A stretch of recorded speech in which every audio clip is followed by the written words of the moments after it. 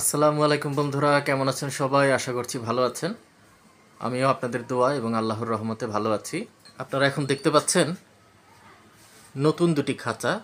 আমি যখন খাঁচা কিনি তখন আমি আসলে খুব আনন্দিত থাকি। নতুন খাঁচা, নতুন সেট আপ বরাবরই আমার কাছে খুব আনন্দের। আপনারা আমার ব্লগে এই যে খাঁচাগুলো দেখেছেন, এই খাঁচাগুলোর মাপ ছিল 24, 18, 18। আর এই খাঁচাগুলোর মাপ হচ্ছে 24, 18, 16। আসলে কবুতরের জন্য উচ্চতায় 18 ইঞ্চি প্রয়োজন নেই, এখানে 16 ইঞ্চি দেওয়া আছে। 16 ইঞ্চি ওদের জন্য এনাফ।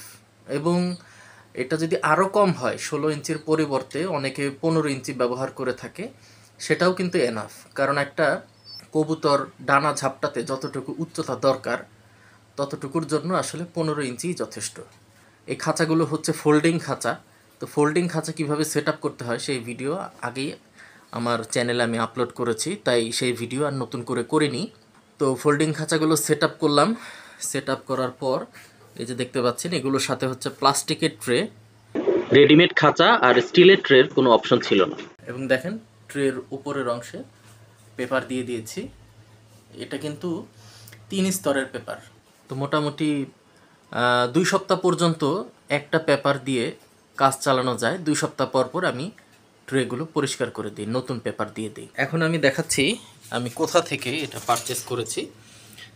এই অ্যাড্রেসটা হচ্ছে ফুলবাড়িয়া চৌরাস্তা থেকে পশ্চিম দিকে গেলে হাতের বাম পাশে হচ্ছে সব হাঁস মুরগি বাচ্চা পাওয়া যায়, এবং ডান পাশে গেলে হাঁস মুরগি, কবুতরের খাঁচা, যাবতীয় অ্যাক্সেসরিজ সব কিছুই সেখানে পাওয়া যায়। আর এই হচ্ছে আমার আগের সেট আপ।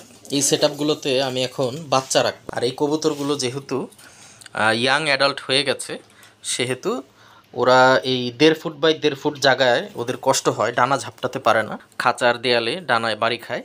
তো আমি এটা চেঞ্জ করে ওদেরকে 24-18 সাইজের খাঁচা দিচ্ছি, সেখানে ওরা আরামসে থাকতে পারবে। এই যে বন্ধুরা, এটা হচ্ছে আমার রেসার নর। প্রথমে আমি রেসার নরটাকে ছেড়ে দিচ্ছি। বিসমিল্লাহ। দেখুন বন্ধুরা, এই হচ্ছে আমার গিরিবাজ নর। আমি গিরিবাজ নরটাকে নতুন খাঁচায় ছেড়ে দিচ্ছি। দেখুন বন্ধুরা, এটা হচ্ছে আমার রাজগোল্লা নর। আমি রাজগোল্লা নরকে নতুন খাঁচায় ছেড়ে দিচ্ছি। এই পাশের খাঁচায় আমি এখন মাদিদেরকে রাখবো। এ দেখতে পাচ্ছেন, এটা হচ্ছে আমার রেসার মাদি। এটাকে আমি নতুন খাঁচায় ছেড়ে দিচ্ছি।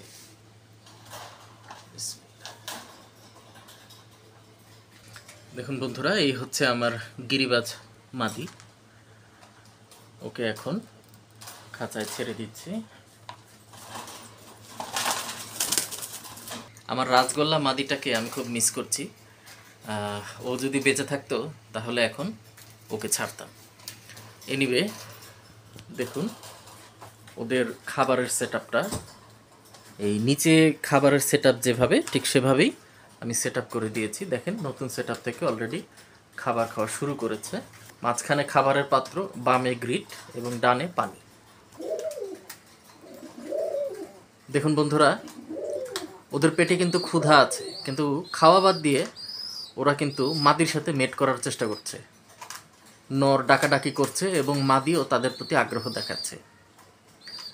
তো আপনারা জানেন যে নর মাদি পাশাপাশি খাঁচায় রাখলে যদি একে অপরকে দেখতে পারে, তাহলে কিন্তু একে অপরকে ডাকাডাকি করে এবং ওদের শরীরে হিট চলে আসে, এবং তখন কিন্তু মাদি ডিম পেড়ে দেয়।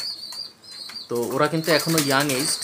তো এই বয়সে যদি ওরা মেট করে এবং ডিম পারে, তাহলে কিন্তু ওদের অনেক ক্ষতি হবে। এই যে দেখেন বন্ধুরা, আমার নর এবং মাদি তারা বড় খাঁচা পেয়ে খুবই আনন্দিত, এবং তারা মনের আনন্দে ডানা ঝাপটাচ্ছে। দেখুন বন্ধুরা, আমি কিন্তু ওদের মাঝখানে ব্যারিকেড দিয়ে দিয়েছি, এবং দেখেন ব্যারিকেড দেওয়ার পরে ওরা কিন্তু ভাবছে যে এতক্ষণ তো ওদেরকে দেখতে পাচ্ছিলাম, এখন আর দেখতে পাচ্ছি না কেন, এবং দেখার চেষ্টা করছে।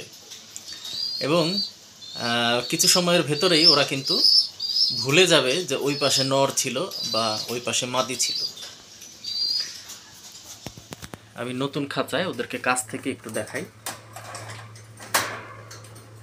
মাশাআল্লাহ, খুব সুন্দর, যত দেখি মন ভরে না।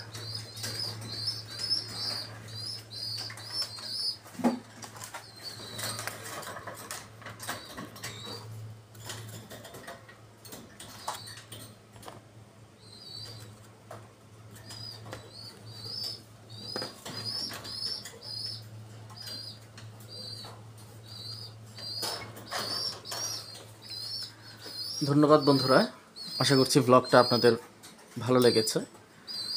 সবাই ভালো থাকবেন, সুস্থ থাকবেন, আমার লফটের জন্য দোয়া করবেন। আসসালামু আলাইকুম।